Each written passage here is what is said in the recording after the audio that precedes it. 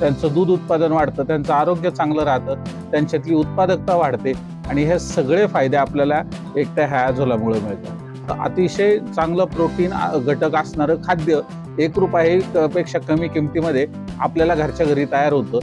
₹30च्या हिशोबाने आपण 2 किलो पशुखाद्य जरी वाचू शकलो तरी आपण या ठिकाणी ₹60 रोजचे एका जनावरासाठी, आपण जर 5 जनावरांचा हिशोब केला तर 6 पंचे 30, ₹300 आपण या ठिकाणी रोजचे वाचू शकतो.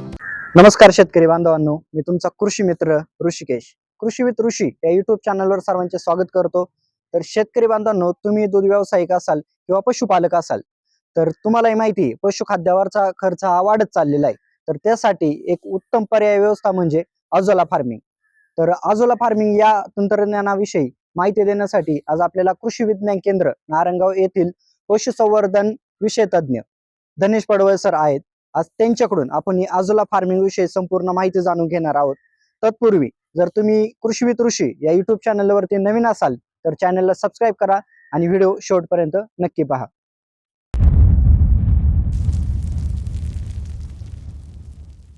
बांधवांनो नमस्ते, मी धनेश पडवळ, पशुसंवर्धन विषय तज्ञ, कृषी विज्ञान केंद्र नारायणगाव पुणे.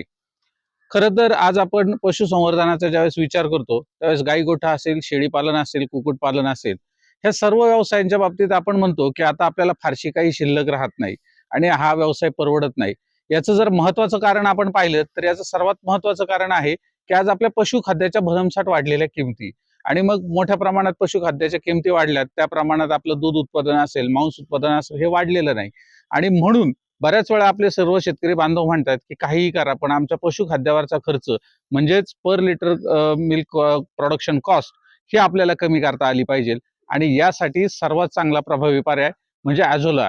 ॲझोला हे ₹1पेक्षाही कमी खर्चामध्ये आपल्या घरच्या घरी उत्पादित होतं. उत्पादनास अतिशय सोपं आहे, पचायला अतिशय हलका आहे आणि खूप चांगली न्यूट्रिशन व्हॅल्यू असणारं हे ॲझोला आपण जर आपल्या जनावरांना खाऊ घालू शकलो तर आपल्याला खूप चांगला फायदा यातून होईल. आणि म्हणूनच ह्या ॲझोला विषयी माहिती जाणून घेण्यासाठी आपला आजचा हा व्हिडिओ. आजचा आपला व्हिडिओ आपल्याला आवडल्यास आपण आपल्या युट्यूब चॅनलला नक्की लाईक आणि सबस्क्राईब करा, जेणेकरून याच विषयाचे किंवा पशुसंवर्धन आणि शेती विषयाचे वेगवेगळे व्हिडिओज आपल्याला या ठिकाणी पाहता येतील. तर शेतकरी मित्रांनो, आज आपण ॲझोला विषयी जाणून घेणार आहोत. आपण आज आपल्या ह्या ॲझोला युनिटमध्ये भेट देऊन माहिती घेणार आहोत.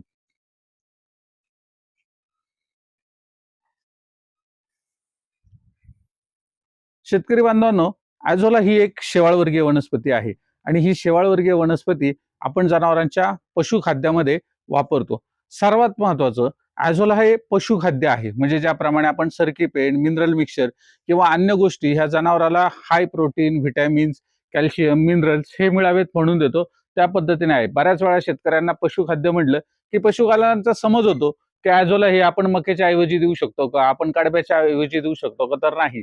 आपण जनावरांच्या चाऱ्यामध्ये जो काही 2 किलो, 3 किलो, 5 किलो पशुखाद्य देतो दूध वाढीसाठी, स्निग्ध पदार्थ वाढण्यासाठी, याच्या ऐवजी आपण ॲझोलाचा वापर करू शकतो. ॲझोला हे तुम्ही कुठल्याही चाऱ्यासोबत कुठल्याही वेळी देऊ शकता, त्याला कुठलंही बंधन नाही. आणि मग आज हा ॲझोला कसा निर्माण करायचा, एका जनावराला किती खाऊ घालायचा आणि याची संपूर्ण प्रोसेस सविस्तरमध्ये आता आपण समजून घेणार आहोत. तर शेतकरी बांधवांनो, आज आपण माहिती पाहतोय ॲझोला विषयी. ॲझोला हे खरं तर पशुखाद्याला प्रभावी पर्याय आहे. मग हे कसं बनवतात, तर आता मी तुम्हाला प्रमाण सांगतोय की दररोज आपल्याला 1 किलो ॲझोला कसं मिळेल याविषयी. सर्वसाधारणपणे आपण आपल्या प्रत्येक गाईला रोजचं 2 किलो ॲझोला खायला घातलं पाहिजे. पण आता सर्वसाधारणपणे आपण आपल्या गाईंना दररोजचं साधारण 2 किलो ॲझोला खायला घातलं पाहिजे. आपल्याकडे जर शेळी मेंढी असेल तर दररोजचं 400 ते 500 ग्रॅम, आणि कोंबड्या असतील तर अंदाजे 50 ते 100 ग्रॅम ॲझोला आपण या सर्वांना खायला घातलं पाहिजे. पण हे प्रमाण प्रत्येकाकडे वेगवेगळं आहे, म्हणून मी तुम्हाला 1 किलो ॲझोला कसं बनतं ह्याचं प्रमाण सांगतो. तुमच्याकडे जर एक गाई असेल तर 2 किलोसाठी तुम्ही हे प्रमाण डबल करा. तुमच्याकडे 5 गाई असतील आणि त्यांना प्रत्येकी 2 किलो म्हणजे 10 किलो तुम्हाला ॲझोला दररोजचं लागणार आहे, तर हे प्रमाण तुम्ही 10 पटीने वाढवा. अशा पद्धतीने कॅल्क्युलेशन करून प्रत्येक शेतकरी बांधव आपल्याला किती ॲझोला लागतंय याचं कॅल्क्युलेशन करतोय. तर चला आपण पाहूयात की 1 किलो ॲझोला कशा पद्धतीने निर्माण होतो. 1 किलो ॲझोला आपल्याला तयार करण्यासाठी आपल्याला ह्या पद्धतीने 100 स्क्वेअर फूटचा पाण्याचा बेड पाहिजे आहे. 100 स्क्वेअर फूट म्हणजे 100 चौरस फूट बेड असण्यासाठी 10 बाय 10 फुटाचं आकारमान किंवा 20 बाय 5 फुटाचं आकारमान किंवा 12 बाय 8 फुटाचं आकारमान, कोणत्याही आकारमानाचा फक्त 100 स्क्वेअर फूटचा टॉप पाण्याचा आपल्याला मिळेल अशा पद्धतीच्या आकारमानाचा बेड आपल्याला तयार करून घ्यायचा आहे. आपण या ठिकाणी पाहताय की हे सिमेंटचे बेड आम्ही बनवलेले आहेत, पण तुम्ही प्लास्टिक कागदामध्ये शेतामध्ये सुद्धा अतिशय कमी खर्चामध्ये तुम्ही बेड तयार करू शकता. तुम्ही आता जे पाहताय या पद्धतीचे प्लास्टिक कागदातले बेड आपण त्या ठिकाणी तयार करू शकतो. हा बेड तयार करत असताना आपण कधीही आतल्या बाजूला खड्डा खंडायचा नाहीये. तर आपल्याला ही जी बेड तयार करतोय याला साईडची भर लावायची, बाजूची माती काढून इथे बांध घालायचा. सर्वसाधारणपणे 1.5 फूट उंचीचा बांध घातल्यानंतर आतमध्ये आपल्याला 1.5 फुटाचा खड्डा मिळेल. इथे बांध आणि ह्या कडेच्या बाहेरच्या बाजूला एक नाली तयार होईल. ज्यावेळेस आपल्याकडे खूप जास्त पाऊस होतो, पावसाच्या पाण्याचा एखादा ओंडा येतो किंवा ओहोळ येतो आणि तो ह्या खड्ड्यात गेल्यानंतर खड्ड्यात पाणी जादा झालं तर हे आपलं सर्व ॲझोला पाण्यासोबत वाहून जाऊ शकतं. त्याऐवजी जर आपण याला बांध घातला तर येणारं पाणी थांबेल. सरपटत येणारे प्राणी उदाहरणार्थ साप, बेडूक वगैरे हे सगळे आल्यानंतर त्या कागदाला अडतात आणि कागदावरून उडी मारून आत जात नाहीत आणि ते त्यांची दिशा बदलून दुसरीकडे निघून जातात आणि आपला खड्डा मात्र सुखरूप राहतो. अशा पद्धतीने खड्डा तयार केल्यानंतर या 100 स्क्वेअर फूटच्या खड्ड्यामध्ये आपण 10 किलो बारीक चाळलेली माती टाकायची आहे. ही जर माती आपल्याला वारुळाची मिळाली तर सर्वोत्तम, वारुळाची चाळलेली माती वापरा. जर वारुळाची नाही शक्य झाली तर आपल्या शेतातली चांगली सुपीक माती चाळणीच्या साहाय्याने चाळून घ्या आणि 10 किलो माती संपूर्ण खड्ड्यामध्ये व्यवस्थित पसरून टाका. एकदा आपण ही 10 किलो माती व्यवस्थित संपूर्ण खड्ड्यामध्ये पसरून टाकली की आपल्या घरी छोटंसं घमेलं असतं. हे घमेलं आपण या ठिकाणी घ्या. त्याच्यामध्ये 5 किलो शेण. हे शेण घेताना मात्र एक काळजी करायची आहे. हे शेण 4 ते 7 दिवस जुनं असलं पाहिजे. म्हणजेच काय तर 4 दिवसापेक्षा ताजं नको आणि 7 दिवसापेक्षा फार जास्त जुनं नको. असं 4 ते 7 दिवस बाजूला ठेवलेलं शेण आपण घ्यायचे, जे कुजायला सुरुवात झालेलं असतं. हे 4 ते 7 किलो शेण आपण एका घमेल्यामध्ये घेऊयात. त्याच्यामध्ये आपण 100 ग्रॅम सिंगल सुपर फॉस्फेट टाकायचं आहे, जेणेकरून सिंगल सुपर फॉस्फेटच्या मदतीने शेण कुजण्याची प्रक्रिया लवकर सुरू होते. आणि हे जे मिश्रण पूर्ण त्याच्यात पाणी टाकून याचा शेणगारा तयार करायचा आणि हेच तयार केलेला शेणगारा चं जे संपूर्ण घमेलं आहे, हे घमेलं नेऊन आपण खड्ड्यामध्ये ठेवायचं आहे. आता आपण जे खड्डा भरण्यासाठी पाणी सोडणार आहोत, हे पाणी आपण त्या घमेल्यात सोडायचं. कारण की होतं काय, की आपले सर्व शेतकरी मित्र काय करतात, की मोटर चालू करतात आणि नळीच्या मोठ्या फोर्सच्या साहाय्याने पाणी सोडतात. जर आपण हे पाणी डायरेक्टली मोटरचं पाणी खड्ड्यात सोडलं तर मोटरच्या प्रेशरनी खालचा कागद फाटण्याची भीती असते. जी खाली आपण माती टाकलेली आहे ही संपूर्ण माती एका कडेला कुठंतरी जाण्याची भीती असते आणि म्हणून ह्या टबमध्ये, ह्या घमेल्यामध्ये आपण पाणी सोडायचं, जेणेकरून तयार केलेला सर्व शेणगारा हा आपल्या संपूर्ण खड्ड्यात पसरेल आणि आपला कागदही फाटणार नाही. अशा पद्धतीने संपूर्ण खड्डा पाण्याने आपण भरून घ्यायचा आहे. एकदा हा खड्डा संपूर्ण भरून झाला की त्या ठिकाणी 4 ते 5 तास सोडून द्यायचा, म्हणजे निवांत ठेवायचा. जे काही काडी कचरा असेल तो सगळा वरती पाण्यावरती तरंगेल. आपण चाळणीच्या साहाय्याने किंवा गळणीच्या साहाय्याने त्या ठिकाणी हा सर्व काडी कचरा काढून बाहेर टाकायचा आहे. आणि हे जे काही ॲझोला कल्चर आपल्याला चांगल्या ठिकाणावरून आणलं असेल, म्हणजे आपण ॲझोला कल्चर जर नेणार असाल तर माझी तर विनंती आहे की आपण कृषी विज्ञान केंद्र आहेत, पशुसंवर्धन महाविद्यालय आहेत, कृषी महाविद्यालय आहेत, कृषी विद्यापीठ आहेत, अशा चांगल्या ठिकाणावरूनच हे बियाणं घेऊन जा. कारण की हे एकदा सोडलं की पुढच्या अनंत वर्ष ते तुमच्या इथे चालू राहणार आहे. मग आपण हे संपूर्ण खड्डा भरून घ्यायचा आहे. चांगल्या पद्धतीचं 1 किलो ॲझोला कल्चर आपण आपल्या खड्ड्यामध्ये सोडायचंय. आपण 1 किलो ॲझोला कल्चर 100 स्क्वेअर फूटच्या खड्ड्यामध्ये सोडल्यानंतर पुढच्या 12 ते 15 दिवसांमध्ये आपल्याला ज्या पद्धतीने इथे हिरवागार गालिचा तयार झालेला दिसतोय, असा संपूर्ण खड्डा भरलेला हिरवागार गालिचा ॲझोलाचा तयार होणार आहे. एकदा हा संपूर्ण हिरवागार गालिचा तयार झाला की सर्वसाधारणपणे 15व्या दिवसापासून पुढे दररोजचा 1 किलो ॲझोला आपण असा गाळणीच्या साहाय्याने, हाताने किंवा कशाही साहाय्याने आपण गोळा करायचा आहे, झारीच्या साहाय्याने, आणि हा आपण जनावरांना खायला द्यायचा आहे. सुरुवातीच्या 2 ते 3 दिवसात होतं काय, की आपण याच्यामध्ये शेणगारा मिक्स केलेला होता आणि त्यामुळे जे शेणातले बारीक कण आहेत ते ह्या ॲझोलाला खालच्या बाजूने लागलेले असतात आणि शेणाचा वास आल्यामुळं गायी त्या खायला मागत नाहीत. यासाठी हा शेणगारा एखाद्या चाळणीमध्ये धरायचा आहे. आपल्याकडे गव्हाच्या चाळा किंवा अन्य ह्या ज्या चाळ्या आहेत याच्यामध्ये, आणि नळाखाली फक्त धुवून घ्यायचा आहे. फक्त त्याच्यावरतून पाणी गेलं की तो त्याचा वास धुवून जाईल आणि नंतर हा चारा आपण जनावरांना खाऊ घालायचा आहे. आता सर्वात महत्वाचं की चारा खाऊ घालत असताना तो तुम्ही कशाही सोबत खायला घालू शकता. म्हणजेच तुम्ही तो आपली हिरव्या चाऱ्याची कुट्टी आहे, वाळलेल्या चाऱ्याची कुट्टी आहे किंवा तुमचं आंबवण आपण खायला घालतोय, आपण कुठल्याही चाऱ्यासोबत याला मिक्स करून जनावरांना खायला देऊ शकतो. मग सकाळी तुम्हाला हवं तर एकदा द्या, तुम्हाला वाटलं तर 2 वेळा द्या. पण शक्यतो 1 वेळा दिल्यास जनावराला देखील त्याची सवय चांगली होते. अशा पद्धतीने 100 स्क्वेअर फूटच्या खड्ड्यातून रोजचं 1 किलो ॲझोलाचं उत्पादन आपल्याला सुरू झालेलं आहे. पण हे ॲझोला आहे, याला वाढीसाठी अन्नद्रव्यांची गरज आणि पाण्याची गरज आहे. तर दर 3 ते 4 दिवसांनी यातलं बाष्पीभवन किंवा हे ॲझोला वाढण्यासाठी पाणी वापरलं जातं आणि पाण्याची लेव्हल 2 ते 3 इंचांनी कमी होते. तर दर 3ऱ्या-4थ्या दिवशी आपल्याला हा खड्डा पुन्हा पाण्याने भरायचा आहे. पुन्हा पाण्याने भरला, परत 3-4 दिवसांनी पाणी कमी झालं, की पुन्हा पाणी सोडा आणि खड्ड्याला टॉपअप करणे म्हणजे पुन्हा काठोकाठ भरणे, ही प्रक्रिया आपल्याला कायम करायची आहे. याच सोबत आपल्याला दर 15 दिवसांनी ह्या ॲझोला जे वनस्पती, शेवाळवर्गीय वनस्पती आहे, हिला वाढण्यासाठी अन्नद्रव्यांची गरज आहे. म्हणून याला अन्नद्रव्य देखील आपल्याला द्यायचे. सुरुवातीच्या याच्यात आपण शेणगारा तयार केलता. त्यावेळेस आपण 5 किलो शेण आणि 100 ग्रॅम सिंगल सुपर फॉस्फेट वापरलं होतं. हेच प्रमाण दर 15 दिवसांनी निम्म्यानी करून वापरायचं आहे.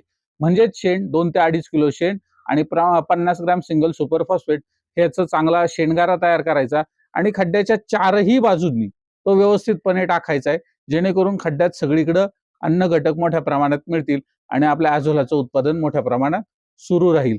आपण जर असं केलं तर पुढचे 10 वर्ष, 50 वर्ष किंवा पुढच्या 4ही पिढ्या जोपर्यंत आपल्या खड्ड्यात पाणी व्यवस्थित आहे आणि आपण त्याला खाद्य देतोय, तोपर्यंत आपल्या ॲझोलाचं उत्पादन या ठिकाणी चालू राहणार आहे.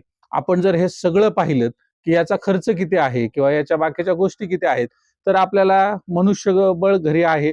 खड्डा खणण्यासाठी आपल्याला एखादा तासाचा वेळ लागतो. आपण जर या ॲझोलाच्या खर्चाचा जर विचार केला, तर मनुष्यबळ आपल्या घरचं आहे. साधारण 1 तासाच्या वेळामध्ये हा पूर्ण खड्डा तयार होतो. आपण मार्केटमधनं 15 बाय 15 फुटाचा कागद आणला, तर आज ₹350-400 मध्ये आपल्याला सहज तो कागद उपलब्ध होतो. कागद वापरताना शेतकरी बांधवांनो एक काळजी घ्यायची आहे, की काळ्या रंगाचा कागद शक्यतो वापरू नका. कारण की होतंय काय, की काळा रंग उष्णता जास्त सोसतो आणि आपला ॲझोला हा शेवाळवर्गीय असल्यामुळे त्याला जास्त उष्णता सहन होत नाही. म्हणून तुम्ही पिवळा, पांढरा, लाल, हिरवा कुठल्याही रंगाचा वापरा, पण काळ्या रंगाचा कागद शक्यतो टाळावा, अशी माझी या ठिकाणी विनंती आहे. हा कागद आपण 300 ते 400 रुपयाचा कागद वापरतो आणि शेण तर आपल्या घरचं आहे. सुपर फॉस्फेटची जरी किंमत काढली तर 2 ते 5 रुपयाचं सुपर फॉस्फेट आपल्याला या ठिकाणी लागतं आणि अशा अल्पशा खर्चामध्ये आपला हा ॲझोलाचा पूर्णपणे युनिट उभा राहतो. यामध्ये अजून एक खर्च आपल्याला आहे. आत्ताच मी म्हटल्याप्रमाणे ॲझोलाला अतिशय जास्त उष्णता सहन होत नाही आणि त्यासाठी तुम्ही इथे पाहू शकता, आपण साध्या क्वालिटीची शेडनेट या ठिकाणी टाकलेली आहे. अशाच स्वरूपाची शेडनेट असेल किंवा आपल्या घरी जर जुन्या साड्या असतील तर त्या एकत्र शिलाई करून किंवा आपल्या घरी जुने कापड, जुने फेटे किंवा अन्य कुठलेही कापड असेल तर ते शिवा आणि त्याची एक सावली तयार करा. जेणेकरून जी काही डायरेक्ट उष्णता या ठिकाणी सूर्याची किरण 35 डिग्रीपेक्षा जास्त टेम्परेचरमध्ये या ठिकाणी ॲझोलाला पडल्यावरती त्याला हानिकारक होतात. तर हा डायरेक्ट सूर्यप्रकाश किंवा ही डायरेक्ट सूर्याची किरणं त्यावर पडणार नाहीत आणि त्या काळामध्ये व्यवस्थित ॲझोलाची वाढ होईल. म्हणून ॲझोलाला 100% वरतून आच्छादन असणं, वरनं त्यासाठी सावली करणं हे क्रमप्राप्त आहे. अशा पद्धतीने जर आपण खड्डा केला तर आपल्याला दररोजचं 1 किलो उत्पादन सहज मिळेल. आपण आता पाहिलं की 1 किलो उत्पादन आपल्याला कशा पद्धतीने मिळेल. हेच ज्यावेळेस आपल्याकडे एक गाई आहे, त्यावेळेस ह्याच पद्धतीचं 100 स्क्वेअर फूट ऐवजी आपण 200 स्क्वेअर फूटचा खड्डा करावा. जर आपल्याकडे 5 गायी असतील, तर आपण 1000 स्क्वेअर फूटचा खड्डा करून त्याच्यामध्ये रोजचं 10 किलो उत्पादन घ्यावं. आपण आपल्या घरी किती जनावरांची संख्या आहे, आपल्या घरी असलेले पशुधनाची संख्या आणि आपल्याला रोजचा किती खाऊ घालायचा आहे, याच्यानुसार आपण ॲझोलाचं उत्पादन करू शकता. या ॲझोलाचे अनेक फायदे आहेत. यातला सर्वात महत्त्वाचा फायदा म्हणजे ॲझोलामध्ये जर त्याचं शुष्क वजनानुसार जर पाहिलं, तर 30 ते 35% प्रोटीन्स त्याच्यामध्ये आहेत. 10 ते 15% व्हिटॅमिन्स त्याच्यामध्ये आहेत आणि असं अतिशय चांगलं प्रोटीन घटक असणारं खाद्य ₹1 पेक्षा कमी किमतीमध्ये आपल्याला घरच्या घरी तयार होतं आणि एकदा आपण जर हे जनावरांना खाऊ घातलं, तर आज आपण पाहतो साधारणपणे आज प्रत्येक ठिकाणी गायींना 3 ते 5 किलो, 6 किलोपर्यंतचं रोजचं पशुखाद्य दिलं जातं. आज साधारणपणे 25 ते ₹30 कमीत कमी किंमत आहे पशुखाद्याची. ₹30च्या हिशोबाने आपण 2 किलो पशुखाद्य जरी वाचू शकलो, तरी आपण या ठिकाणी ₹60 रोजचे एका जनावरासाठी आपण जर 5 जनावरांचा हिशोब केला, तर 6 पंचे 30, ₹300 आपण या ठिकाणी रोजचे वाचू शकतो. ₹300 म्हणजेच आजचा एका माणसाचा पूर्ण रोजगार किंवा त्याची जी किंमत आहे ती आपण या ठिकाणी वाचवू शकतो. अशा पद्धतीने आपल्याला फार मोठ्या प्रमाणात जनावरांचे जी काही प्रोडक्शन कॉस्ट आहे याच्यामध्ये पैसे वाचवता येतील. पण फक्त पैसेच वाचवत नाही, तर 30 ते 35% प्रोटीन असलेलं खाद्य ज्यावेळेस आपण जनावरांना देतो, त्यावेळेस देखील त्या ठिकाणी मोठ्या प्रमाणात त्यांना फायदा होतो. त्यांचं दूध उत्पादन वाढतं, त्यांचं आरोग्य चांगलं राहतं, त्यांच्यातली उत्पादकता वाढते आणि हे सगळे फायदे आपल्याला एकट्या ह्या ॲझोलामुळे मिळतात. बऱ्याच वेळा आपण YouTube पाहिलं तर ॲझोला सर्च केला की तिथं येतं हिरवळीचं खत. तर ही सुद्धा सत्य गोष्ट आहे. आता ही जी आपण ॲझोलाची व्हरायटी वापरतोय ही आहे ॲझोला पिनाटा. म्हणजे तुम्ही जर आमच्याकडे कृषी विज्ञान केंद्रात नारायणगावला आलात किंवा इतर ठिकाणी पाहिलं तर ॲझोला पिनाटा ही व्हरायटी आपण जनावरांच्या पशुखाद्यासाठी वापरतो. आमच्याकडे तीच उपलब्ध आहे. पण सोबतच ह्या व्हरायटीचा वापर आपण हिरवळीचं खत म्हणून सुद्धा करू शकतो. आपल्याकडे एखादा गावचा तलाव आहे, आपल्याकडे एखादं शेततळं आहे किंवा आपल्याकडे एखादं छोटंसं कुठं पाणीसाठा आहे. त्याच्यामध्ये जर आपण हा ॲझोला नेऊन सोडलात आणि हा मोठ्या प्रमाणात वाढल्यानंतर याला बाहेर काढा, सुकवा आणि झाडांच्या भोवती हिरवळीचं खत म्हणून वापरा. बऱ्याच वेळा आपण जर साऊथ इंडियन काही स्टोरीज पाहिल्यात, तर भात पिकामध्ये ॲझोलाचा वापर हा त्या ठिकाणी हिरवळीचं खत म्हणून सोर्स ऑफ नायट्रोजन म्हणजेच नत्राचा पुरवठा करण्यासाठी या ठिकाणी ॲझोलाचा वापर केल्याचे रेफरन्सेस सुद्धा आपल्याला पाहायला मिळतील. असं बहुगुणी किंवा खूप जास्त फायदे देणारं हे ॲझोला पीक काही प्रमाणात आपल्या शेतकरी बांधवांना माहिती नव्हतं. माझी जास्तीत जास्त शेतकरी बांधवांना विनंती आहे की आपण ह्या ॲझोलाचा मोठ्या प्रमाणात वापर करा. आपण आपल्या घरी तयार करा आणि आपल्या जनावरांना खाऊ घाला. जेणेकरून आपल्या पशुपालन व्यवसायामध्ये मग तो डेअरी धंदा असेल, शेळी मेंढी पालन असेल, कोंबडी पालन असेल, या सगळ्या धंद्यांमध्ये आपल्याला जास्त आर्थिक फायदा झाल्याशिवाय राहणार नाही. आणि असेच वेगवेगळे तंत्रज्ञान आज आपण माहिती घेतली ॲझोला तंत्रज्ञानाविषयी. त्याच पद्धतीने आपला धंदा जर व्यवस्थित पद्धतीने चालवायचा असेल, आपलं पशुपालन व्यवस्थित चालवायचं असेल, तर मुरघास म्हणजेच सायलेज, त्यानंतर मुक्त गोठा आहे, त्यानंतर कालवडीची योग्य निर्मिती होण्यासाठी सेक्स सॉर्टेड सिमेंटचा वापर आहे. असे वेगवेगळे जे तंत्रज्ञान आहेत, हे सर्व तंत्रज्ञानाचा आपण अभ्यास करावा आणि आपण त्या अंमलात आणावं, जेणेकरून आपल्याला पशुपालनामध्ये फार मोठा फायदा होईल. आपल्याला जर कधीही काहीही अडचण असेल, तर आपण आमच्याशी कृषी विज्ञान केंद्राशी संपर्क करू शकता. अन्यथा आपण ज्याही तालुक्यात किंवा जिल्ह्यात राहत असाल, तर प्रत्येक जिल्ह्याला 1 किंवा 2 कृषी विज्ञान केंद्र आहेत. आज आपण सर्वजण Android मोबाईल वापरतो.